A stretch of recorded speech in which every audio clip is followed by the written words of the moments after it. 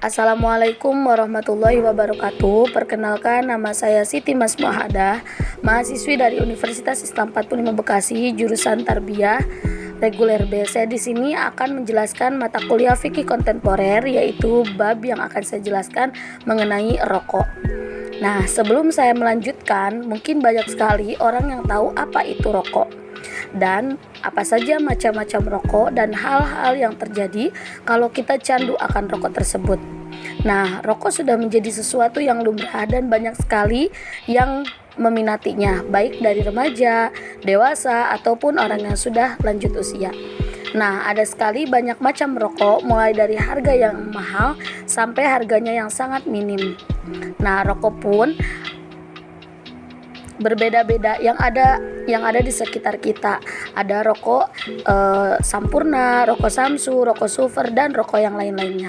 Nah, apa sih itu rokok? Jadi rokok itu hasil olahan tembakau yang dibungkus membentuk tabung sebesar jari yang dihasilkan dari tanaman Nicotiana tabacium, Nicotiana rustica, dan sejenisnya yang mengandung nikotin dan tar dengan atau tanpa bahan tambahan. Nah, merokok juga membakar tembakau lalu dihisap dengan suhu 90 derajat Celcius. Nah, untuk ujung rokok yang dibakar dan 30 derajat Celcius untuk ujung rokok yang ada pada bibir perokok. Nah, apa sih hukum merokok yang terbesar di Indonesia? Nah, hukum merokok itu adalah makruh, yang mana seolah-olah memberikan anggapan bahwa rokok itu boleh dibagi yang tidak mampu meninggalkan. Hukum sebenarnya tidak 100% dan juga tidak 100% karena memang ada beberapa kalangan ulama yang memakruhkannya. Namun, kesepakatan mayoritas ulama tentang merokok ialah haram karena efek sampingnya lebih banyak daripada madorotnya. Nah, di dalam Islam sudah dijelaskan bahwasannya di antara tugas manusia ialah menjaga fitrahnya sebagai manusia, di antaranya menjaga agama, menjaga jiwa, menjaga akal, dan juga menjaga harga diri, dan juga menjaga cinta. Nah, pandangan Islam mengenai rokok juga terjadi perbedaan karena hukum rokok ini termasuk ke dalam permasalahan kontemporer yang mana kemungkinan besar para ulama sendiri berbeda pendapat baik dari kalangan mazhab Hanafiyah, Malikiyah, Hanbaliyah, dan Syafi'iyah. Adapun menurut mazhab Hanafiyah, yang pertama mengharamkan rokok. Karena apa? Karena rokok terbukti bisa membahayakan kesehatan.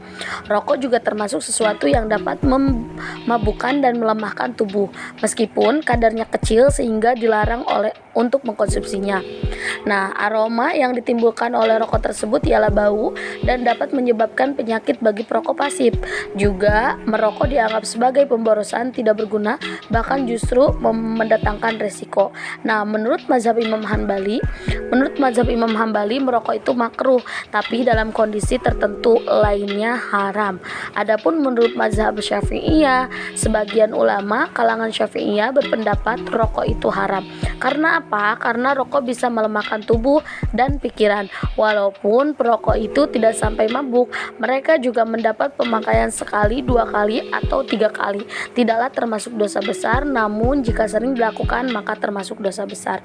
Adapun menurut mazhab Imam Maliki, Syekh Khalid bin Ahmad, tokoh pengikut Maliki, berpendapat tidak dibolehkan menjadi makmum kepada orang yang merokok, juga kepada orang yang menjual belikannya atau semua barang yang memabukkan. Pertanyaan ini berarti rokok termasuk perbuatan yang hina dan tercela, sehingga orang yang menghisapnya tidak boleh menjadi imam sholat. Selanjutnya ada pandangan ulama kontemporer yang mengharamkan rokok. Karena apa? Karena yang pertama dapat memabukkan dan melemahkan badan, juga dapat menimbulkan kerugian kesehatan dan juga harta. Rokok juga termasuk zat adiktif. Merokok dapat kecanduan dan terlihat jelas ketika ia tidak memilikinya. Nah, rokok juga termasuk pemborosan. Dampaknya terhadap kesehatan, maka dari segi maqasid Asy'ariyati sudah cukup sebagai argumentasinya. Adapun argumen golongan ulama yang memakruhkan rokok. Yang pertama, merokok tidak lepas dari doror atau bahaya, lebih-lebih jika terlalu sering melakukannya. Ada juga landasan argumen kelompok ulama yang memperbolehkan merokok. Kelompok ulama yang menetapkan secara mutlak rokok halal mempunyai dasar, yakni sesuai dengan kaidah hukum Islam bahwa asal segala sesuatu adalah boleh kecuali ada dalil yang mengharamkannya. Nah, menurut mereka tidak ada nas yang mengharamkannya. Ada juga golongan yang memperinci pendapatnya. Jika menggunakan tetapi tidak menimbulkan mudarat pada badan atau akalnya maka boleh. Tapi jika menggunakannya menimbulkan mudarat maka haram. Dan jika memanfaatkannya untuk menolak mudarat. Sekian yang dapat saya sampaikan. Terima kasih atas perhatian dan mohon maaf atas kekurangan. Intinya, selagi tidak merugikan diri sendiri dan orang lain, maka boleh-boleh saja, asalkan tidak berlebihan dan tidak memudaratkan kesehatan. Gunakan rokok dengan sewajarnya agar tidak menimbulkan banyak efek buruk bagi tubuh. Wassalamualaikum warahmatullahi wabarakatuh.